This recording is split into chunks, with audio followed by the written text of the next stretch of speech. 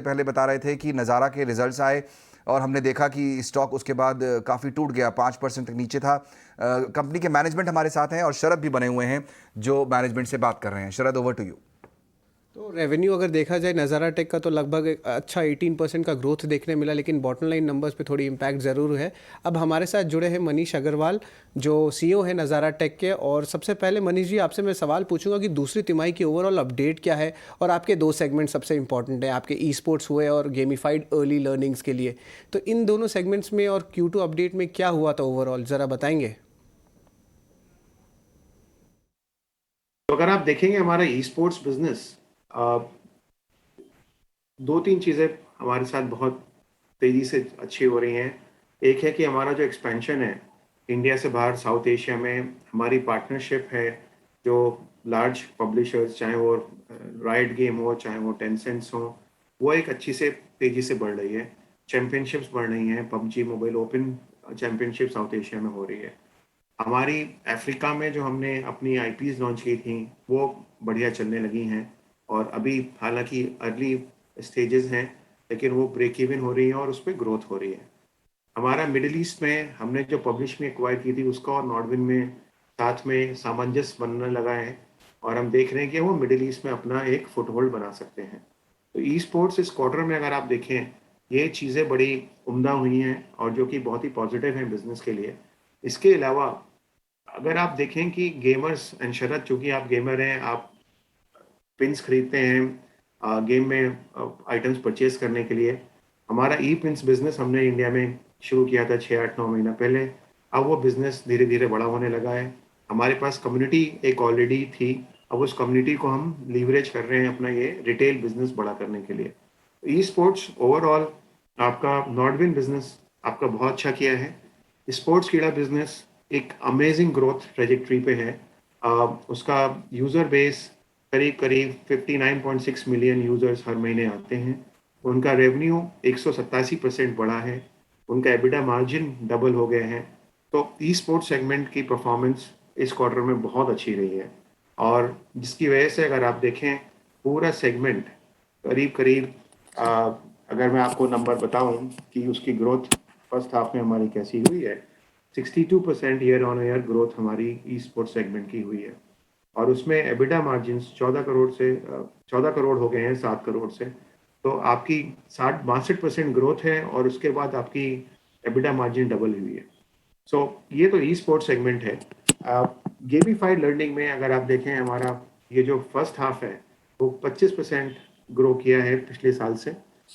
हमारा quarter one में अगर एक इशू जो हमने आपने डिस्कस किया था कि क्या मार्केटिंग स्पेंड्स हमारे बढ़ पाएंगे, क्वार्टर टू में हमारे मार्केटिंग स्पेंड 46% ऊपर हुए हैं क्वार्टर वन से, जो कि एक बहुत ही पॉजिटिव न्यूज़ है, क्योंकि मार्केटिंग स्पेंड बढ़ना हमारा डायरेक्टली प्रोपोर्शनल होता है सब्सक्राइबर ग्रोथ से।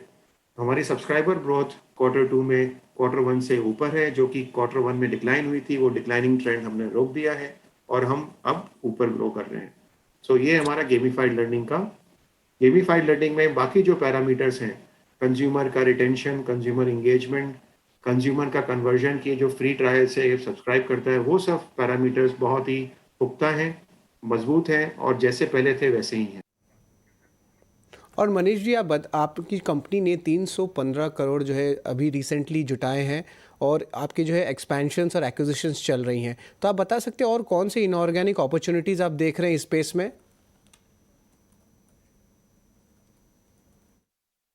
शरद, अभी हमारा वो जो फंड हमने रेस किया है उसका EGM allot subject to shareholder approval है। 3 तारीख को हमारे ईजीएम है, और उसके बाद स्टॉक एक्सचेंज अप्रूवल मिलेंगे तो वो फंड रेजिंग प्रोसेस खत्म होगा। बट हमारे पास खुद का 370 करोड़ है, 315 करोड़ और रेस कर रहे हैं। हमने जैसे कि पहले भी बोला है, हमारा पोर्टफोलियो में 4 सेगमेंट हैं: gamified learning, e sports, freemium and skill based real money gaming. इन चारों सेगमेंट में हमारे पास वाइट स्पेसेस हैं जिनको हम प्लग करना चाहते हैं अपने एक्विजिशंस के थ्रू, एमएनए के थ्रू, और हम लोग इन चारों चीज़ों पे काम कर रहे हैं, पाइपलाइन बिल्ड करते रहते हैं। हमारा जो प्रोसेस है वो बहुत ही फाउंडर ड्रिवन है। हमारे को देखना होता है कि फ्रेंड्स ऑफ नज़ारा नेटवर्क में हम वो ऐड, जब फाउंडर्स हमारे साथ जुड़ते हैं तो क्या उनकी हमारी ट्यूनिंग बैठती है नहीं बैठती है। आई थिंक इसीलिए हमारा जो M&A है वो बड़ा एक प्रोसेस है जिसमें साथ में मिलके काम करने इस सर्वोपरि है। बिजनेस के ग्रोथ लीवर्स हमने देख लिए समझ लिए, लेकिन अगर हमारी ट्यूनिंग नहीं बैठती तो हम लोग एक्विजिशन नहीं करते। तो कोई ऐसा जल्दी नहीं है कि हमें M&A में कूद पड़ना है।